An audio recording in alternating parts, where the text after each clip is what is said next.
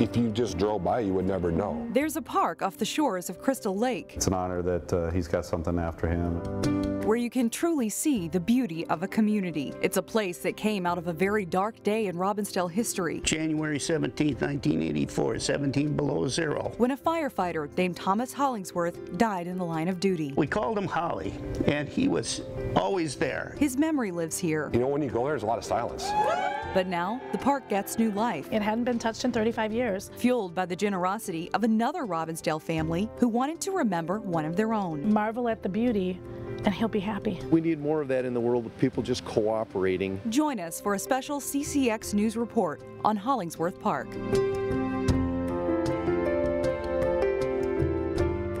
Hello everyone, I'm Shannon Slatton.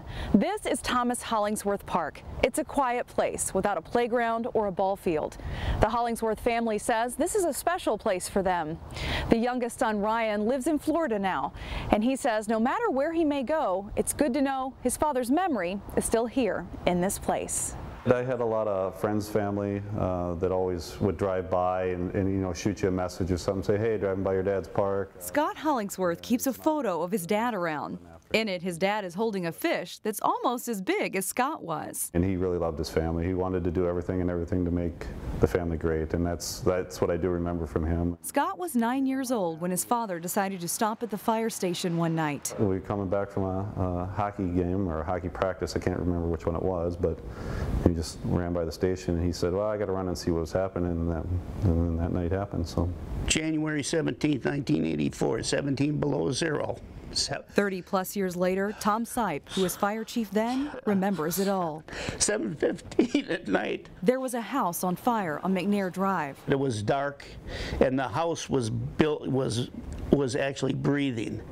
And what happens is it was ready to go. Firefighters didn't know if anyone was inside, and Tom Hollingsworth was the type of guy who wanted to be the one to check it out. We called him Holly, and he was always there. He wanted to be where the action was.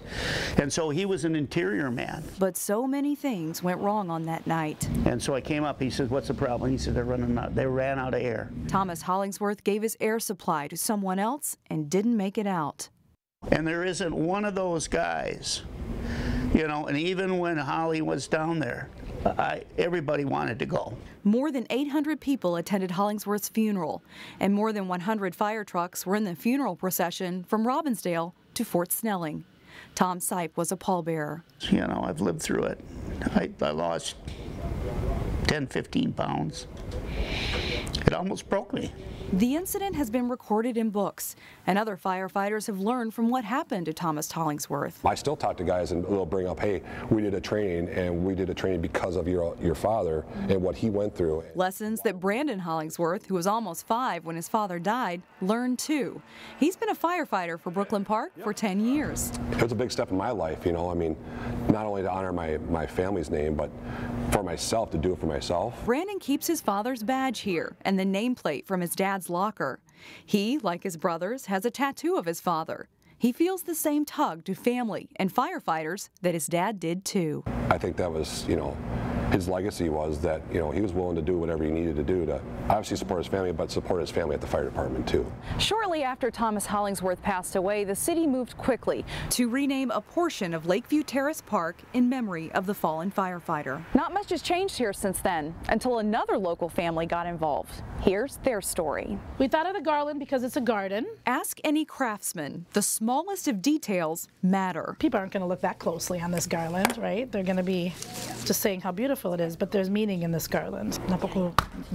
Anna Donato Gani ordered special flowers. We're putting olive branches in this garland for my parents. To make a garland, this color palette is something he loved. That her brother would have loved. The lime green orchid was something that he always ordered. It's all with Victor in mind. Victor Donato opened this flower shop with his sister Anna more than 30 years ago. He was talented, but he never liked to be in the spotlight. What he lived for was standing back and hearing people say, wow, that's beautiful. He had a sudden heart attack and died 4 years ago. It was a bad morning. That's all I can say. It was very traumatic, and he passed away in the ambulance going to North Memorial Hospital. The tight-knit family channeled their grief into a cause that Victor would have approved. And that's how we started the foundation, because you start to put your energy and love into something to keep them in the light and keep them alive. The Victor Donato Memorial Foundation would raise money to revamp Hollingsworth Park. Victor had known the family, and he supported the ambassadors who are crowned every year in that park. It's a beautiful park, but I think we can enhance it and make it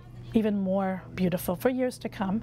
And when you change something, you also bring attention to the park, and there's a lot of new people moving to Robbinsdale. So I think we're bringing in light who this man was. He was a firefighter. He lost his life. So far, they've raised more than $16,000 for Phase 1. This garland will be the ribbon that's cut to recognize that effort. The weather is actually perfect for flowers, as long as it doesn't freeze.